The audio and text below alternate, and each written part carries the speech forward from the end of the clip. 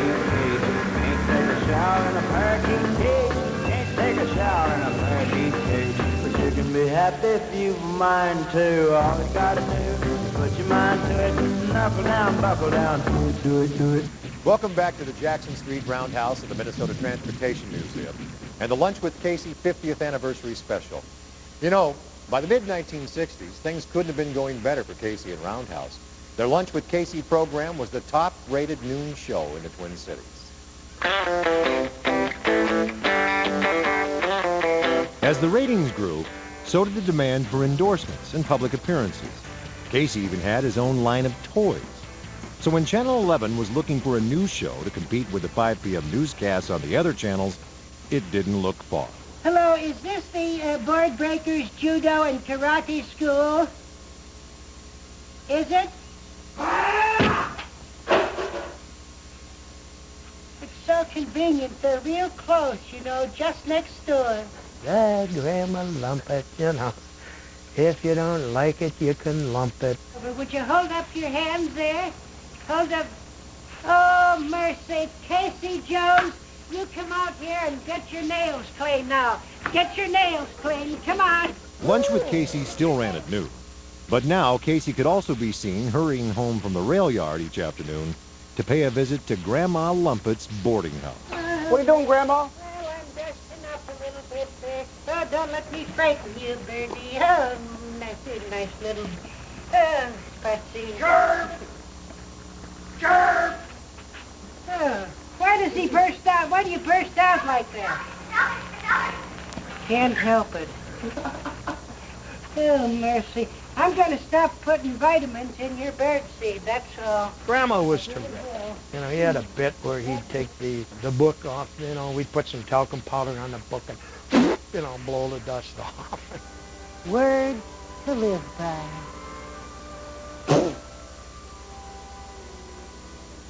If you can't go forth into the world with a smile on your face, then try going third.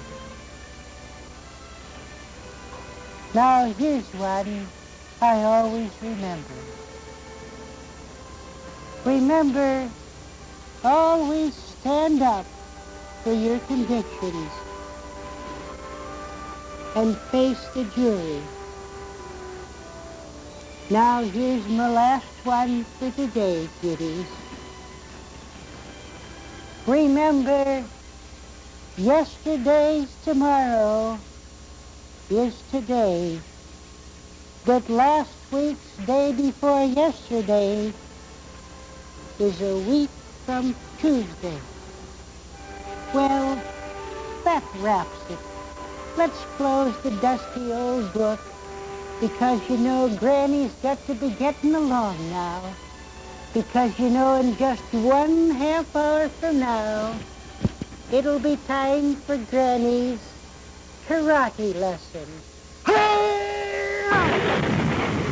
2 hours of live TV a day was exhausting enough. Hey, gang, wake up! But Grandma Lumpet's success spawned yet another hour-long show, so kids could have breakfast with Casey and Roundhouse, too.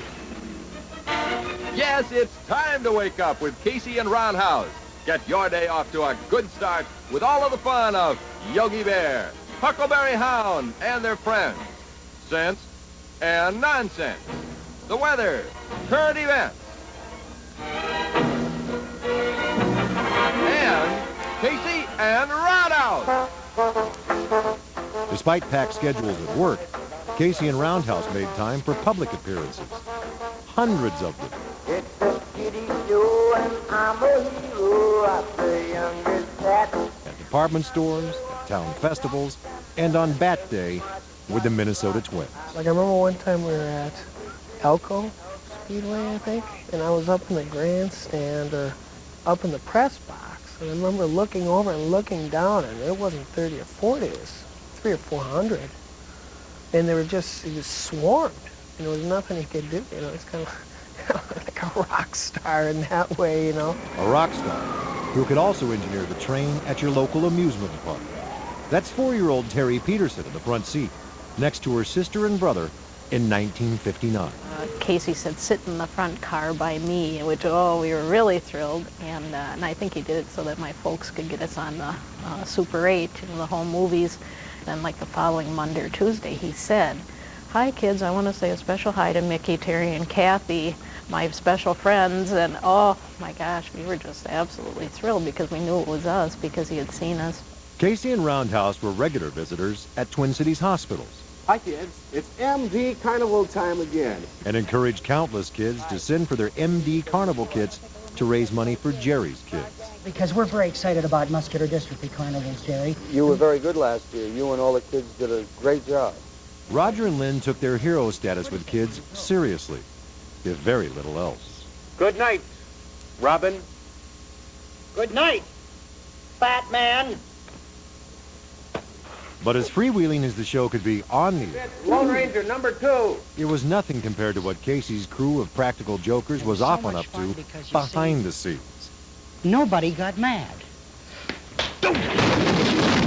We would do things like nail his door shut. You know, he'd come in every day and you know, the set would be shaking and he'd come around the other side of the camera. And, kids, got to fix that door. Who's that? Hi, Roundhouse. Crew members took turns slipping foreign objects into Casey's sandwiches and sneaking phony names onto his birthday lists. You know, he'd have his birthday names there, and we'd type a couple of legitimate names, and then we'd stick in, like, Eileen Sideways, or Philip McCann, or Rex Cars, or Gymnasium. And then he'd do the birthday list, and, of course, the poor guy turning the birthday drum, and Casey'd start laughing, and the guy would be shaking, and... Well, hi, gang. But then Casey could have a biting sense of humor, too. Take a look at this outtake prepared for a company Christmas party. It's never been seen on TV before.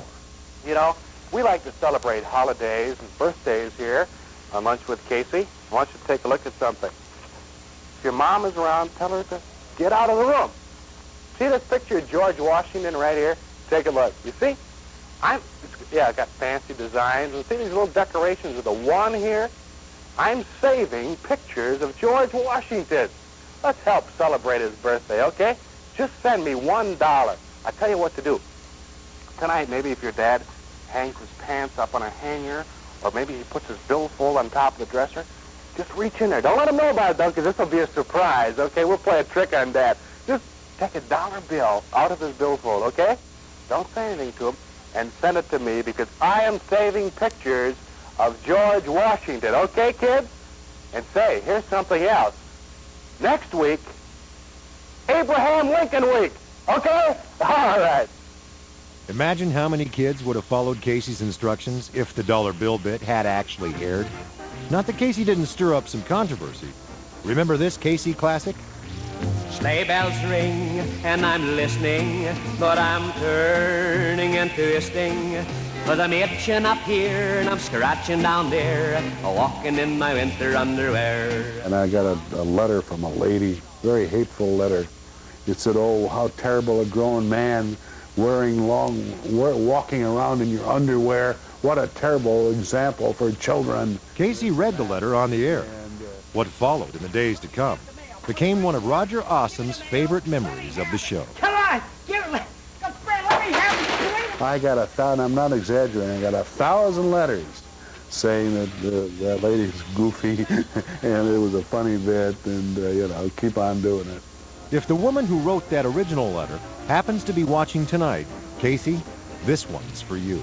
The winter snow is white and glistening, but I'm turning and twisting. I got to scratch a little here, scratch a little there, walking in my winter underwear. I put my bathing suit away in mothballs, and now I got to stuck the snowballs. When I can't scratch my back, I throw myself out of whack, walking in my winter underwear.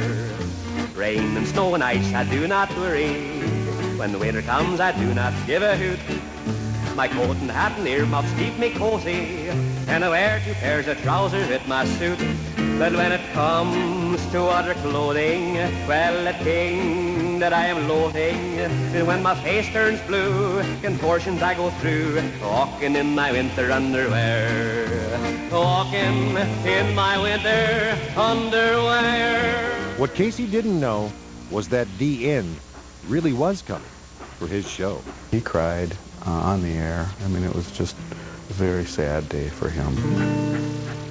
When we come back, the end of an era in Twin Cities television.